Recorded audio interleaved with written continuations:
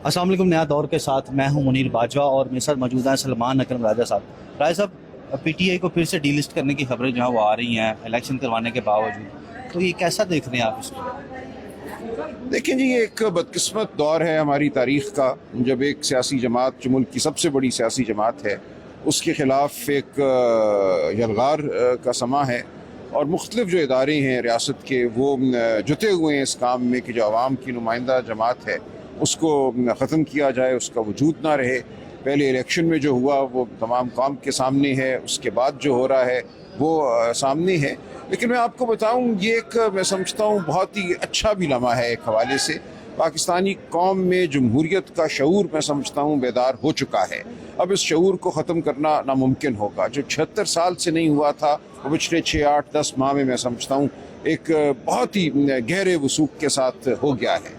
और अब जमहूरियत आप देखेंगे इस मुल्क में परवान चढ़ेगी। इस मुल्क में जो ताकतें आवाम को हीच समझती हैं, आवाम की आवाज़ को सल्ब करना चाहती हैं, वो देखेंगी कि वो शिकस्त ही उनका मुकद्दर होगी। राजा साहब, आपकी पिटीशन पे ट्रिब्यूनल्स का ऑर्डर हुआ और दूसरी तरफ ऑर्डिनेंस आ गया जी, उसी तो पिटीशन के जवाब में उन्होंने ऑर्डिनेंस जारी किया ना। देखिए, उस ऑर्डिनेंस को भी अब हम अदालत में चैलेंज कर रहे हैं और मुझे खासी उम्मीद है कि वो, चूँकि कतई तौर पे गैर आइनी ऑर्डिनेंस है, अदालत हमें वहाँ भी रिलीफ देगी। लेकिन देखिए, इलेक्शन कमीशन की नीयत ठीक होनी चाहिए, इदारों की नीयत ठीक होनी चाहिए, लेकिन बहरहाल हम लड़ते रहेंगे।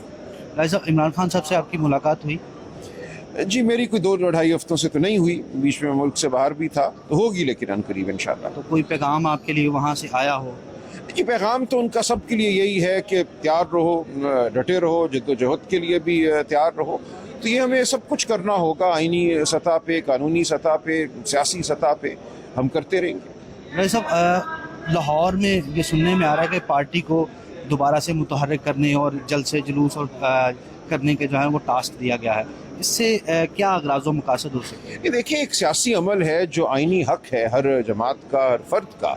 एक खौफ का समा था, वो तो मैं समझता हूँ लोगों ने खौफ के बुत तोड़ दिए हैं, लेकिन अब भी एक कोशिश है कि हमें बात ना करने दी जाए, हमें मुलाकात ना करने दी जाए अपने वोटर्स से, सपोर्टर्स से। तो ये एक हमारा आइनी हक है कि हम जलसा करें, जलसागाह में जलसा करें। हम अगर समझते हैं कि हमें सड़क पर निकलना है तो वो भी हमारा आइनी हक है, तो उसकी इस्तदा हम अदालतों से करते रहेंगे, अपना आइनी हक हम ज़रूर हासिल करेंगे। वैसा आखिरी सवाल है, साइफर केस में बरीयत होती है, उसके बाद इमरान खान के दीगर मुकदमात भी चलते हैं, और दूसरी तरफ जो कानून के हवाले से नया तरमीमी कानून है उसके ऊपर क्या देख रहे हैं? एक नया तरमीमी ऑर्डिनेंस आ जाता है, दूसरी तरफ सुप्रीम कोर्ट में उनको लाइव नहीं दिखाया जाता, इस पर थोड़ा सा अपना कमेंट दीजिए। देखिए, लाइव वाली बात अपनी जगह है, उस पर मैं कुछ नहीं कहूँगा। जहाँ तक इन कवानीन का ताल्लुक है, ऑर्डिनेंस का ताल्लुक है, देखिए 40 दिन का रिमांड लेके भी वो क्या कर लेंगे? 40 दिन भी तो गुजर ही जाएंगे ना।